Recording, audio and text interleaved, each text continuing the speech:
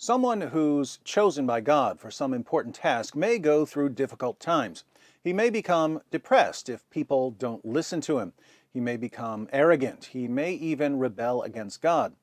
But it would be odd for a person to receive revelations from God that have a corrupting influence on him, revelations that make him a worse person. How is this relevant to our evaluation of Paul and Muhammad? Let's find out.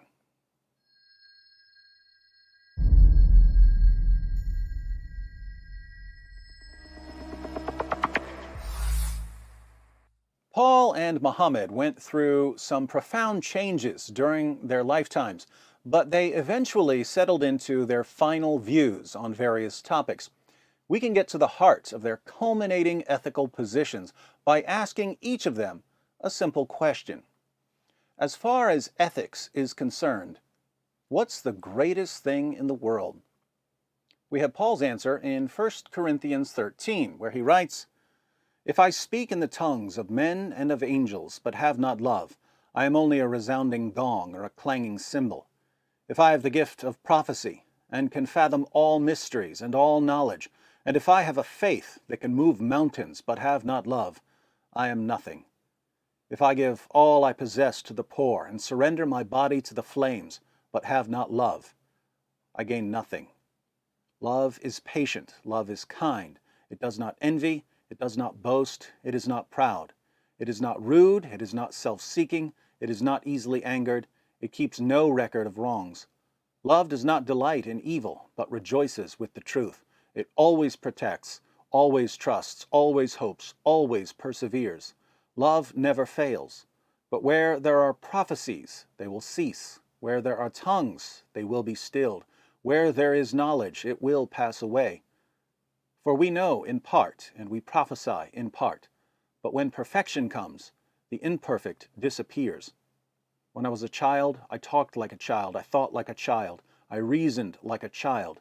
When I became a man, I put childish ways behind me. Now we see but a poor reflection as in a mirror, then we shall see face to face. Now I know in part, then I shall know fully, even as I am fully known. And now these three remain, faith, hope, and love. But the greatest of these is love." According to Paul, what's the greatest thing you can do? Love. Now for Muhammad's answer to the question, what's the greatest thing in the world? Sahih al-Bukhari, 2795, the Prophet said, "Nobody who dies and finds good from Allah in the hereafter would wish to come back to this world, even if he were given the whole world and whatever is in it, except the martyr, who, on seeing the superiority of martyrdom, would like to come back to the world and get killed again in Allah's cause." The only thing that would be worth coming back to this world for, after seeing paradise, is getting killed while waging jihad.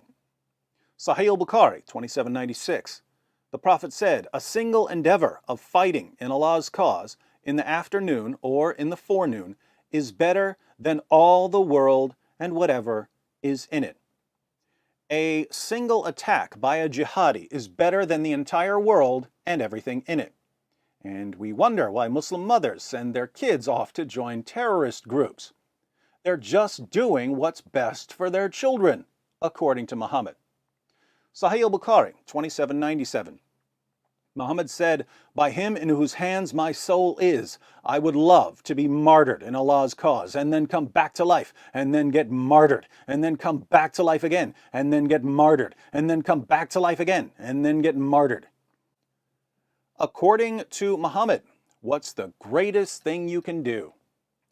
Die while slaughtering unbelievers in the name of Allah.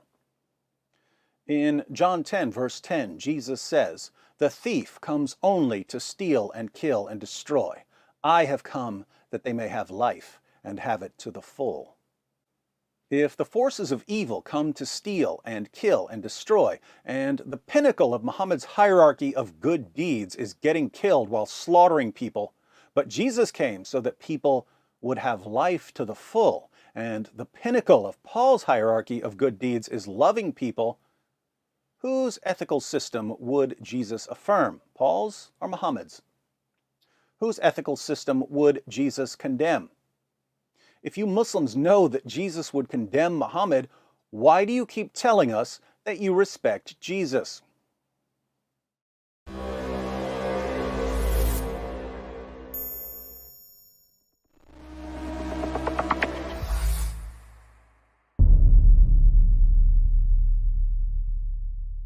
Hi everyone, thanks for watching. In case you stumbled upon this video while browsing or searching, I wanted to let you know that it's part of a series comparing Paul and Muhammad. So if you'd like to see the full series, be sure to click on the playlist.